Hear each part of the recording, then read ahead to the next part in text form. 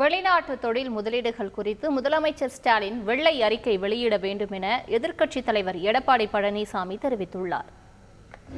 நாங்கள் எங்களுடைய அரசு இருக்கின்ற பொழுது வெள்ளை அறிக்கை கேட்டார். அன்றைக்கு எதிர்க்கட்சித் தலைவராக இருந்தார் திரு ஸ்டாலின். இன்றைக்கு முதலமைச்சராக இருக்கிறார். பத்திரிகைகள் தான் வருது, ஊடகத்தில் தான் வருது, அறிக்கையின் வாயிலாக தான் வருது. இத்தனை லட்சம் கோடி வாங்கினேன், அத்தனை லட்சம் கோடி நாங்கள் தொழில் முதலீட்டு ஈர்த்தினேன். அதுக்காகத்தான் நாங்கள் சொல்கிறோம். நான் மட்டுமில்லை, எல்லா எதிர்க்கட்சி தலைவர்களும் கேட்குறாங்க, திராவிட முன்னேற்ற கழக ஆட்சியில் எந்தெந்த தொழிற்சாலைகளுக்கு எவ்வளவு நிதி பெறப்பட்டது, நிதி ஒதுக்கீடு செய்யப்பட்டது, எந்தெந்த தொழிற்சாலை புரிந்து ஒப்பந்தம் போட்டது, அதன் மூலமாக எவ்வளவு வேலைவாய்ப்பு கிடைக்கும், அதையெல்லாம் ஒரு வெள்ளை அறிக்கையின் மூலமாக அறிவிக்கப்பட்டால் மக்கள் தெரிந்து கொள்வார்கள். அதற்காகத்தான் நாங்கள் கேட்குறோம். திராவிட முன்னேற்ற கழக ஆட்சியில் தான் தொழில் புரட்சிங்கிறீங்க, அதிகமான தொழில் கொண்டு வந்தங்கிறீங்க, அதிகமான வேலைவாய்ப்பு உருவாக்கி தருங்கிறீங்க.